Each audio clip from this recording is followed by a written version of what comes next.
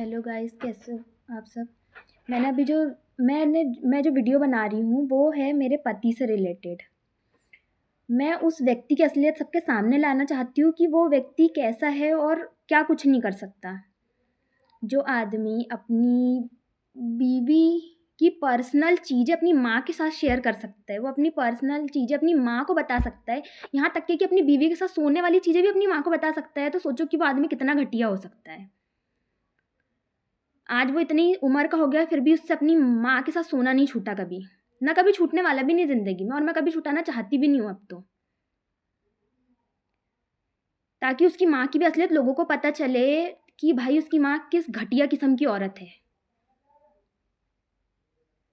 अभी तक मैं चुप रहती थी कि चलो आज नहीं कल नहीं परसों मेरा पति सुधर जाएगा, लेकिन मेरे को पता है कि वो व्यक्ति ज़िंदगी में कभी नहीं सुधर सकता।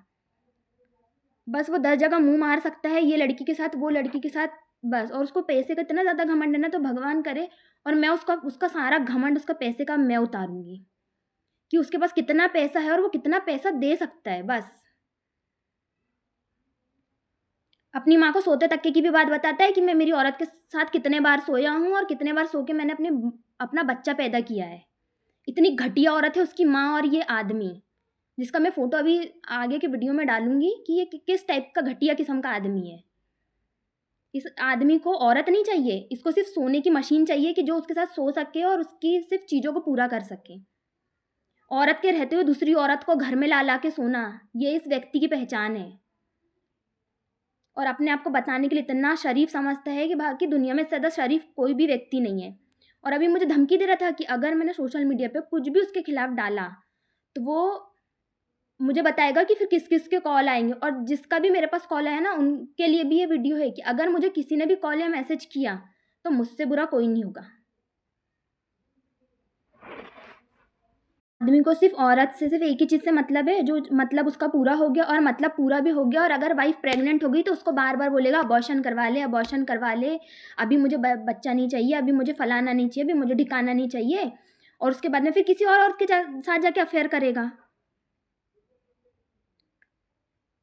भाई जब तुझे औरत इतनी बेकार लगती है तो तू क्यों औरत के पास आता है? क्यों औरत के साथ ये सब चीज़ें करता है? चल ठीक है, मैंने तो जो भी चल रहा है, मेरा तेरे साथ केस चल रहा है, फलाना चल रहा है, ढिकाना चल रहा है, जो भी चल रहा।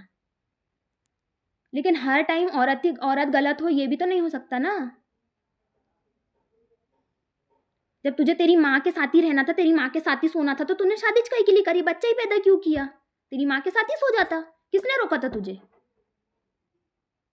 अब तेरी माँ एकदम इतनी ज़्यादा उतावली हो गई है, उसे कोई मिल नहीं रहा है, तब क्या करेगी वो बेचारी? कहीं न कहीं तो अपना ठिकाना ढूँढेगी ना।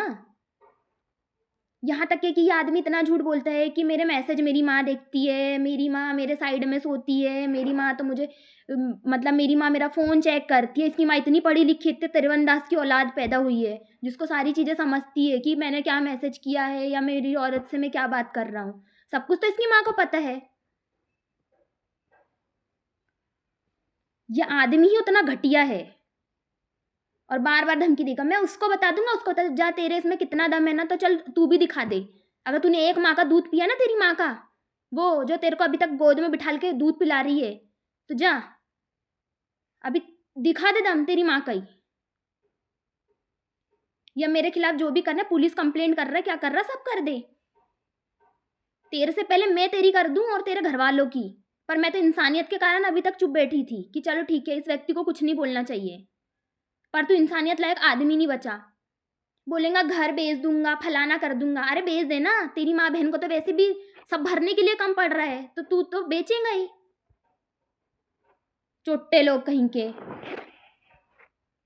दूसरों की चीज़ें चोर-चोर के तो अपना घर भरोगे। दुनिया में कोई नहीं बनी, तेरे को एक औरत नहीं बनी, तेरे को दूसरी औरत नहीं बनी, तेरे को क्या 50 औरत की ज़रूरत है? दम है तेरे अंदर उतनी औरत को पालने का? ते भगवान ने तेरे उसमें भी तो दम नहीं दिया तेरे को, कि तू उसमें भी कुछ कर सके। बहुत है ना, बोले गली-गली बच्चे पैदा करके छोड़ूँगा, जा ना, तू तेरी माँ ने गली-गली बच्चे पैदा करके छोड़े तो तू भी छोड़ दे। तू है ही उसकी औलाद। तू और उससे अच्छा काम ही कौन-सा कर सकता है? दुनिया में तू कुछ नहीं कर सकता, बस इतना ही काम कर सकता है। बच्चे पैदा करना, शादी करना, बच्चे पैदा करना, शादी करना और बस उनको छोड़ देना। क्योंकि अभी जो तूने एक घर में पैदा करके रखा है ना, वो तो तेरे लिए सबसे अच्छा है। वही तेरे बुढ़ापे का सहारा है, वही तेरा सब कुछ है, उसी के सहारे रह लेता भाई। काहे के लिए दूसरी औरत की जगह मुँह मारने जाता? तब तो तेरे को औरत नहीं, तेरे को तो सब तब उसके अंदर सारी चीज़ें, सारे गुण नज़र आ जाते हैं, सारी चीज़ें कि हाँ, तू ही अच्छी है, तू ही फलाना है, तू ही ढिकाना है, सब है। तेरी माँ को तो सब कम पड़ेगा। और कहीं दूसरी शादी करे तो तेरी माँ तो तेरी और तेरी औरत के बीच में आके सो जाएगी, वहाँ पर भी तेरी माँ को शांति नहीं मिलेगी। वहाँ पर भी देखेगी क्या कर रहा है, उसमें भी उसकी फट जाएगी पूरी, नीचे से ऊपर तक की।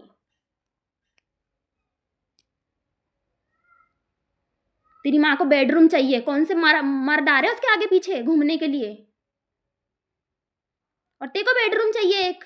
तुम दोनों माँ बेटे को ही तो बेडरूम की सबसे ज़्यादा ज़रूरत है। सो बैठो, खूब अय्यासी करो, उसके अलावा तुम लोग कर ही क्या सकते हो? चुप रहो तो इंसान के चुप रहने का इतना भी फ़ायदा मत उठाओ कि इंसान की सीमा ही खत्म हो जाए चुप रहने की।